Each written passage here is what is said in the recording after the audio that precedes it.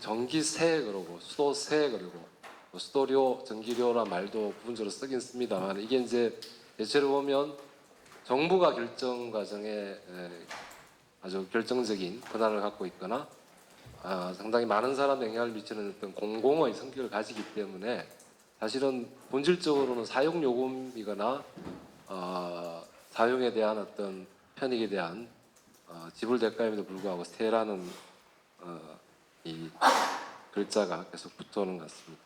자, 바로 그러면 우리 정의당 기획재정위원회 소속 박원석 의원님 토론해 주시겠습니다. 예, 그 발표자하고 두 분 앞서 의원님들 말씀하신 것과 중복되는 내용들이 있기 때문에 그런 부분들은 빼고 쟁점이 될 부분들에 대해서만 의견을 좀 말씀을 드리겠습니다. 모두의 저도 고백을 하자면 저도 여전히 담배를 피웁니다. 작년 이맘때 끊어보려고 전자담배를 샀다가 전자담배를 끊었습니다. 기존에 피던 걸 계속 피우고 있고요. 근데 이제 앞서 뭐 다들 의견이 일치하셨지만 이 담배값이 그 흡연율 떨어뜨리는데 가장 효과가 있는 정책이라는 점을 누구도 부인하지 못할 것 같아요. 그런 점에서 국제 비교를 봐서도 우리나라 그 흡연율이 높고 담배값이 굉장히 낮기 때문에 이게 합리적인 수준으로 또 국민 건강 증진이라는 그런 한목적적인 그런 수준으로 조정될 필요가 있다는 점에 동의합니다. 근데 문제는 이번에 정부가 내놓은 담배값 인상안이 과연 그런 국민 건강 증진의 목적 내지는 흡연율을 감소시키는 목적에 충실하게 부합한 아닌가에 대해서는 의문의 여지가 있고요. 우선 이게 이제 서민 증세냐 아니냐 이런 논란들이 있었는데 뭐 그 논란 이전에 심지어 기획재정부 장관은 여러 군데 돌아다니시면서 증세가 아니다 이런 말씀을 하셨어요. 왜 증세가 아니냐 그랬더니 이건 뭐 수익자 부담 원리에 따른 요금이기 때문에 뭐 증세가 아니다 이런 무슨 말인지 이해할 수 없는 얘기를 계속 하셨고 최근 들어서는 그 말씀을 안 하더라고요. 여기저기서 아마 지적을 받으니까. 그래서 사실은 그런 그 정부 당국의 태도에서부터 이게 꼼수 증세 논란을 낳았다는 생각이 들고요. 서민 증세적 성격이 분명히 있다고 생각합니다. 가격을 올려도 끊지 못하는 사람들이 있기 때문에 우리 좀 전에 김영희 의원께서 말씀하셨듯이 그분들에게는 상당한 이제 경제적 부담으로 작용을 하게 되고 이 서민 증세라는 말이 나오게 된 다른 이유는 MB 정부 감세 정책으로 인해서 우리나라 재정 구조 전반에 이 세수 기반이 굉장히 약화됐는데 법인세나 소득세와 같은 직접세에 대해서는 지금 아무런 그 조정 계획이 없는 상태에서 담배값을 포함해서 자동차세, 주민세 주로는 그 세율 조정에 따른 부담 효과가 서민들에게 오게 되는 이런 그 세제 개편안을 발표하니까 당연히 뭐 서민 증세라는 논란이 전 따를 수밖에 없는 것이라는 생각이 들고요. 그럼에도 불구하고 이게 이제 외부 불경제를 치유한다는 측면에서 다소 이게 서민에게 부담이 될지라도 또 담배를 끊는 다른 선택지가 있기 때문에 담배값 인상을 할 수 있다고 봅니다. 그런데 이 개별 소비세가 과연 타당한가 이 문제에 대해서는 저는 상당한 이견이 있습니다. 아까 우리 심상정 원내대표께서 그 인사 말씀을 하시면서 그게 이제 뭐 사치품이나 이런 데 붙이던 세목이다. 과거에 이게 특소세였거든요. 이름을 바꿔서 개별 소비세인데 요즘은 그게 무슨 사치품에만 붙이지는 않습니다. 요즘 그 용산에 그 실내 경마장이죠. 화상 경마장.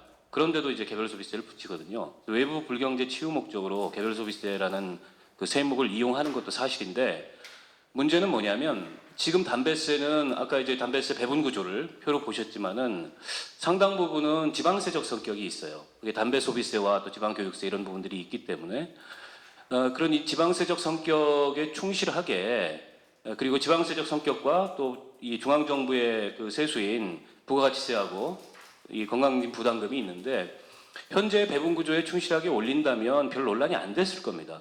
근데 이게 난데없이 외부 불경제 치유라는 명분을 들어서 개별 소비세를 집어넣음으로 인해서 그것도 살짝 집어넣은 게 아니고 그 포션이 제일 크지 않습니까? 지금 594원인가 이렇게 해당하는데 결국 이로 인해서 2조 8천억 원 세수 중대 효과가 있는데 담배값 인상 전체를 통해서 그중에 1조 7천억 원이 개별 소비세 세목 신설로 인한 효과입니다.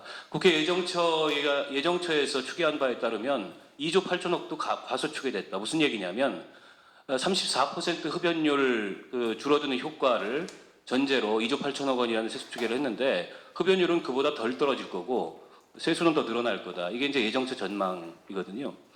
아무튼 이게 앞에서 이제 서민 증세 논란하고 결부가 돼서 결국에는 MB 정부 때부터 쭉 이어져 온 감세로 인한 구조적인 세수 결손을 이런 식의 이 꼼수 증세로 때우려는 거 아니냐, 이런 문제 제기를 안 할 수가 없는 상황이고요. 그리고 지방세를 올리면 외부 불경제가 치유가 안 되냐, 내지는 건강증진 부담금을 올리면 치유가 안 되냐, 사실은 그건 말이 안 되는 논리거든요. 지금 우리 기획재정부 장관께서는 지난번 국감 때 제가 이 질문을 했더니 국세로 했을 때 가장 효과적이다. 세상에 그런 논리가 어디 있습니까?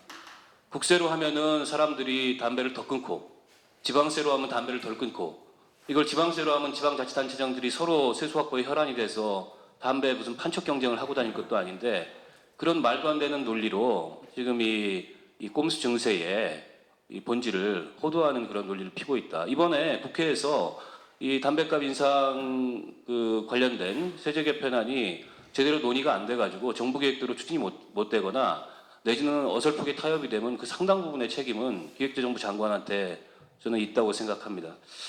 그리고 좀 전에 그 건강증진 부담금으로 그 인상분 전액을 사용하는 방안, 뭐 그것도 저는 할 수 있다고 생각하는데, 우리 좀 전에 김영익 의원님께서 지적을 해주셨듯이 건강증진 부담금이 이게 불법적으로 그동안에 관행적으로 너무 많이 사용이 되어 왔어요. 근데 이 부분이 시정이 되지 않는다면 이번에 그 2,500원 인상되는 것 전액을 건강증진 부담기금 인상으로 해서 이 건강증진 목적에 사용하자는 논리의 어떤 타당성이랄까, 이런 것들이 상당 부분 설득력이랄까, 이런 것들이 상당 부분 없지 않을까, 이런 생각이 들어서 제가 생각하는 대안은 일단 그 담배값을 인상해야 된다는 목적에는 지금 정부도 여도야도 큰 이견이 없다면 현재 담배세의 배분 구조대로, 즉 현재 지금 뭐 담배 소비세, 그다음에 지방교육세, 그리고 건강증진 부담금,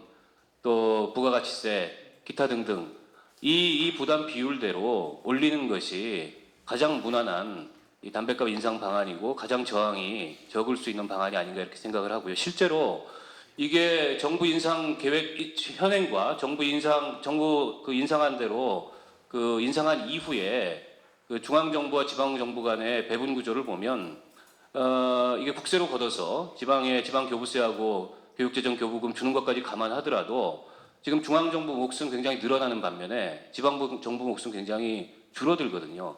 근데 지금 각종 복지부담금이나 또 최근에 이 지방교육청의 이 누리과정 예산 부담 때문에 중앙정부하고 지방정부가 굉장히 낯뜨거운 논란을 벌이고 있는 상황에서 지방정부들이 복지 디폴트 선언하겠다, 그리고 누리과정 예산 편성 못하겠다 이러고 있는 상황에서 지방재정 현실을 감안했을 때도 현행 그 세수 배분 구조대로 올리는 것이 현재로서는 가장 저항이 적을 수 있는 방법이 아닌가, 이런 생각이 들고요.